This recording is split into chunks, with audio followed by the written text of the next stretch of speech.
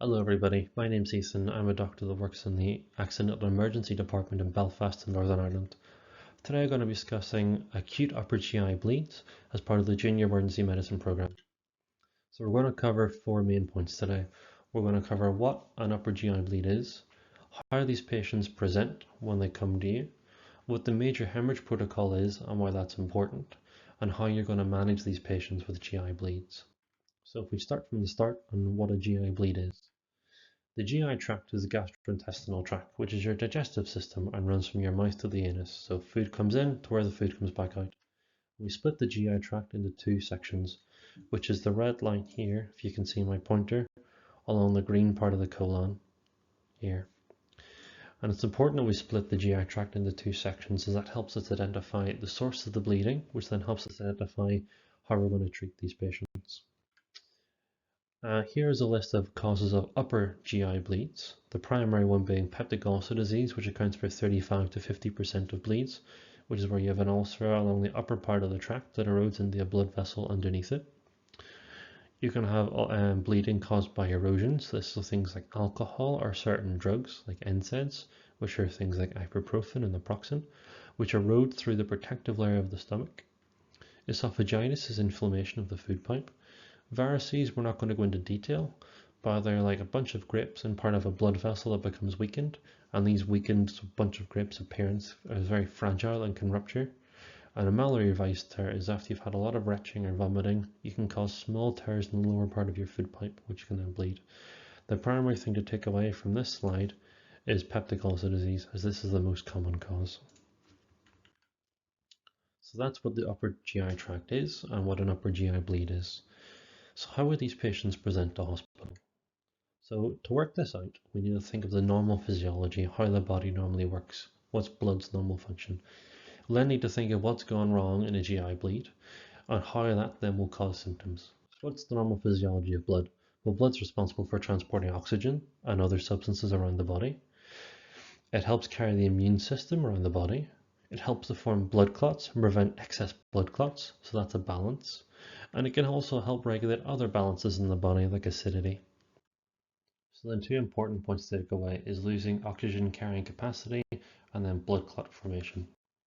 So we want to look at what's gone wrong. So we know that we've lost our ability to carry oxygen, which is going to cause problems. We've lost circulating volume, which I'll explain later on in this lecture. And then, as I said, we've lost the ability to clot and also prevent bleeding. And how does this then cause symptoms? Well, if you've lost your oxygen carrying capacity, you're going to feel tired and short of breath because you don't have that oxygen. Your body does its best to keep you alive, and how it keeps you alive is keeping your vital organs running. So the body's going to divert blood away from your hands and your feet, which is going to make them cold and pale, to keep blood going to your vital organs first. Now, depending on the cause of the bleed, you can have stomach pain. You can have bleeding from the mouth of the back passage, because once that blood is in your digestive tract, it has to come back out somewhere. If the heart gets under strain, you can have palpitations and chest pain. And if the bleeding is so severe, you can become unconscious. So I mentioned blood in your GI tract. Well, it can either come out in two ways, from the top end or the bottom. Now, if you vomit up that blood, we call it hematemesis. Hematemesis. And that is the top right photo. The bottom right photo shows melena, which is digested, black, foul-smelling stool. So it's called melena. So when you think of blood, you think of the color red. But in these two photos, it's brown or black. And the reason this is the digestive enzymes in your GI tract that will break down your breakfast, lunch, or dinner does the same breakdown process to blood. And as this red blood is broken down, the more broken down it gets, the closer it goes from red to brown to black. So the longer it's in your GI tract, the more black it becomes and the more smelly it becomes. So that's what an upper GI bleed is and how these patients would present to hospital. Now let's quickly look at the major hemorrhage protocol and why that's important. So first things first, what is a hemorrhage? A hemorrhage is simply bleeding from a damaged blood vessel. Major hemorrhage is whenever that bleeding becomes severe, and two of the indicators of this is whenever your heart rate goes more than 110, or your systolic blood pressure, which is the upper number in blood pressure, is less than 90. These two are both bad signs and that a patient is quite unwell. The earlier you recognize these unwell patients and treat them, the better. How you can do this is through temporary support, so it's not a treatment, but temporary support through the major hemorrhage. So the major hemorrhage protocol is something that was developed in the Middle East by the army. And how we use it is one person activates and deactivates it, which we'll talk about in a second. The purpose of the major hemorrhage protocol is to replace blood and the other substances you lose while you're actively bleeding. We start with blood because when you're losing blood, that's the most important substance to get and replace in the initial stages. Now, FFP, fresh frozen plasma, platelets, and cryoprecipitate are there and they're given as they're designed to replace the other substances and proteins that you lose when you're actively bleeding. Now, how do you activate the major hemorrhage protocol? Well, the first thing you do is you dial 2222 from a switchboard phone or a hardline phone in Leicester. Once you've dialed that, you need to then say what you're looking to activate or what the scenario is. So in our case, we would like to activate the major hemorrhage protocol. You then need to give precisely the location that you're at, and that includes hospital site. We have 3 hospital sites in Leicester, the Royal, the Glenfield and the General. You need to be precise in which ward you're at and then which hospital site you're at. You then need to give the name of a person that's authorised to activate it. So in that case, it's the senior reg, a consultant or the nurse in charge. So what that would look like if your consultant was, say, called Joe Smith, you would ring 2222. You'd say, I'd like to activate the major hemorrhage protocol, Leicester Royal Infirmary, recess of the emergency department, authorised by consultant Dr. Joe Smith. At that point you can hang up the phone and the lab will start getting the major hemorrhage protocol ready. So we've gone through a lot of things in the last 7 minutes or so. So let's see how much you remembered, how much you've retained. Question 1. Which of these correctly describes the full length of the GI tract? Mouth to stomach, esophagus to intestine, stomach to rectum, mouth to anus, or stomach to intestine? And the correct answer is mouth to anus. So the GI tract is right from the top right to the bottom, and you can have bleeding from any site. What component of blood is responsible for carrying oxygen? Is it the red cells? Is it heme or hemoglobin? Is it copper? Is it the mitochondria or platelets? The answer is B, hemoglobin. So hemoglobin is within a red cell and it's the hemoglobin protein that oxygen is bound to. What is the medical term for vomited up blood? Is it melena, projectile excrement, hematemesis, gastric stenosis, or hematuria? The correct answer is C, hematemesis. So hematemesis, vomited blood. Hematuria, the bottom answer, is urinated blood. Melena is blood that you've pooed out. And then gastric stenosis, gastric stomach, and stenosis is narrowing. Projectile excrement is exactly what you picture it to be. Question 4. Which of these is a symptom of a GI bleed? Feeling dizzy, palpitations, cold hands and feet, melena, or all of the above? All of the above. So all of those are symptoms and not the only list of symptoms you can get from a GI bleed. If someone is losing blood, what's the best initial thing to replace it with? Platelets, FFP, cryoprecipitate, 0.9% sodium chloride, or red blood cells? Yes, red blood cells. So initial phases, you need to replace like for like. So when you lose blood, you'll need to replace blood with red blood cells. The top 3, A, B, and C, are all things that are part of the major hemorrhage protocol, which you're more than likely to activate in these patients when they're very unwell, and you will get them. But the initial thing you need to give these patients is red blood cells. 0.9% sodium chloride is a fluid that we give in hospital for patients whenever they're not eating and drinking to help keep them hydrated. It is one of many fluids, and the fluid that you give these patients depends on each condition, but 0.9% sodium chloride is one of the most common.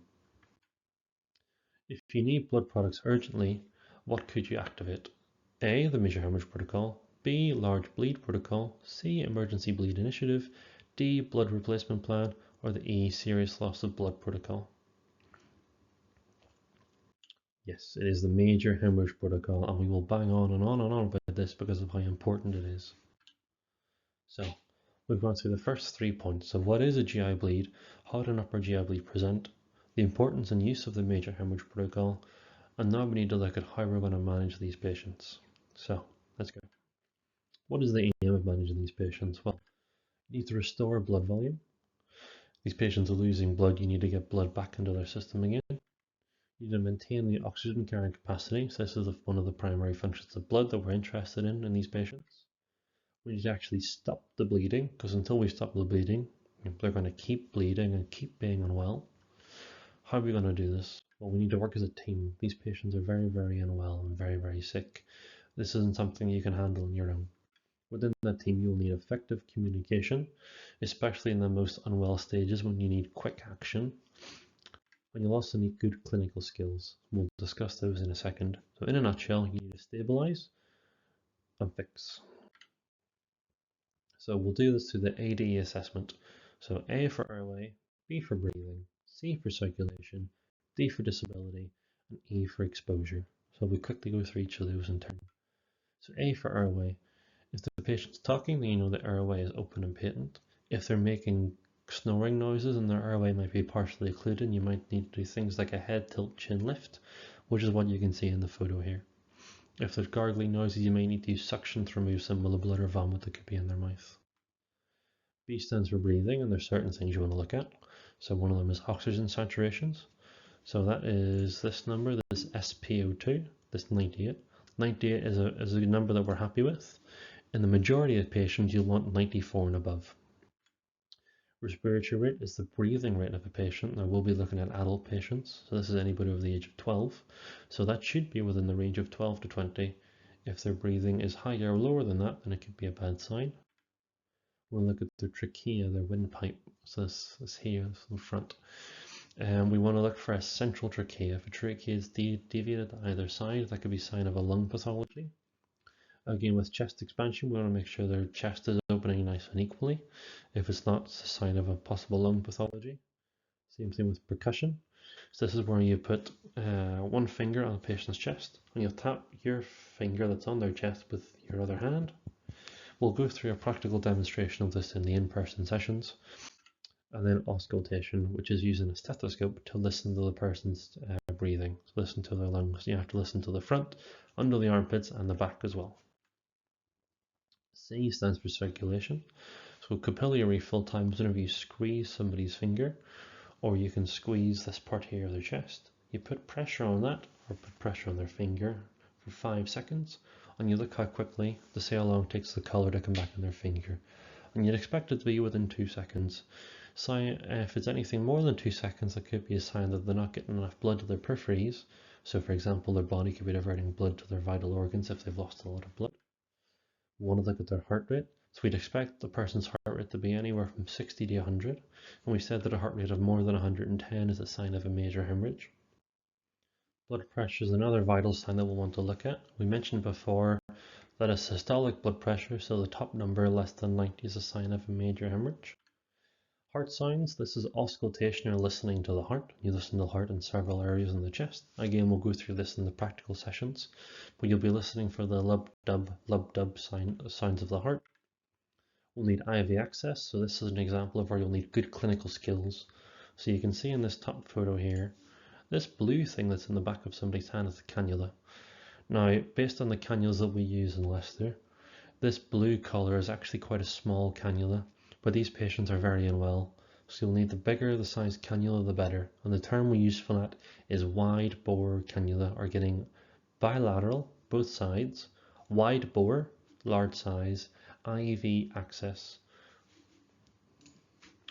And when we have access, once we've installed one of these cannulas, we can then take blood samples from it. These are not the blood bottles that are used in Leicester, they are the ones used in Northern Ireland, as an example, but we will need these so we can then see how much blood a patient has. We can see how well they're able to form their own blood clots, and we can also look at their other organ functions, such as how their kidneys and liver are doing. And then what we can also do is do an ECG. So an ECG is an electrical recording of the activity of the heart, and hopefully we will not see any of these rhythms, or what we can see here. So each of these is different rhythms. We'll talk a bit more of those in the arrest discussion, of the cardiac arrest talk, and again in the practical sessions.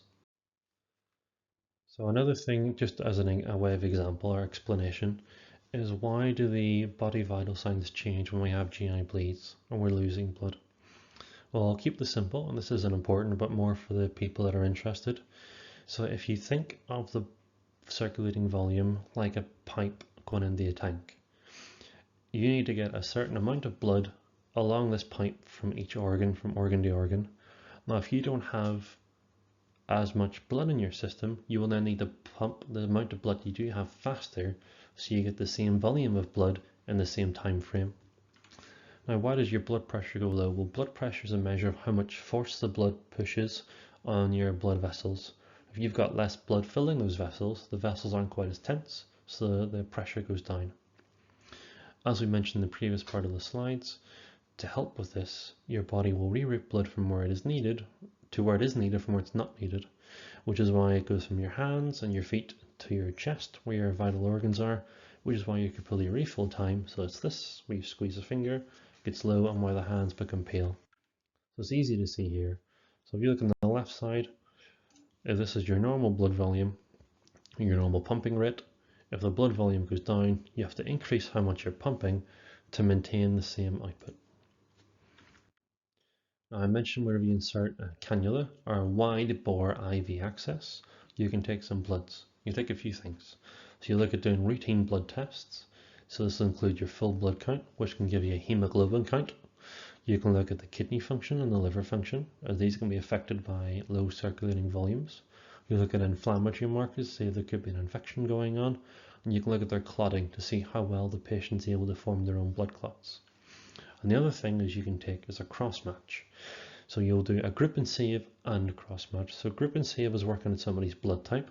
So for example, my blood type is A positive, and then a cross match is finding what blood in the fridge in the lab closely matches my blood that can be given to me.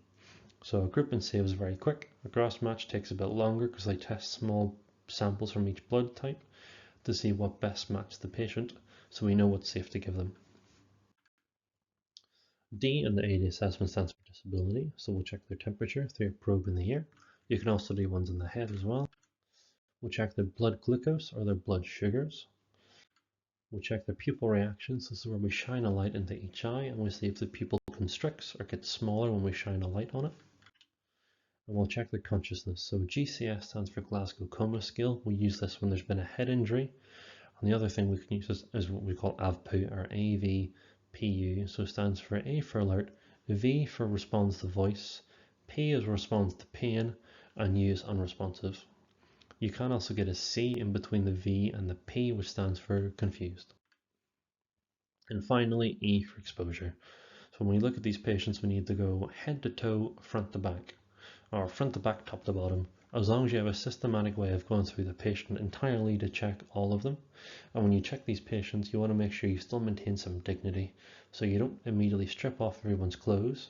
You want to look at the top half on the front, bottom half on the front, then you can turn them over, look at the top half on the back and the bottom half on the back. And what you can find in these patients is they've been sitting in a trolley for 6 hours.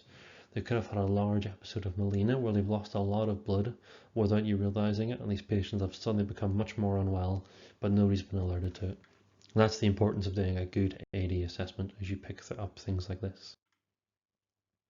So now you've done your assessment, what's going to happen next?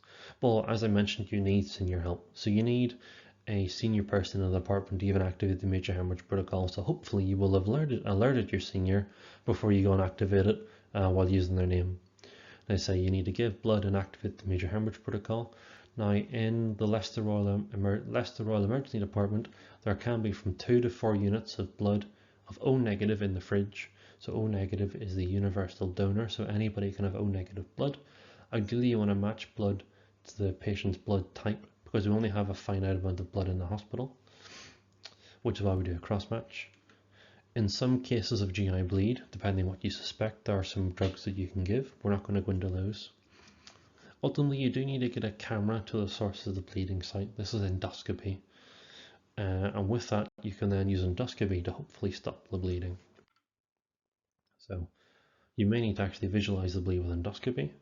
Before you can do endoscopy, however, you need to stabilize the patient. So endoscopy isn't risk-free.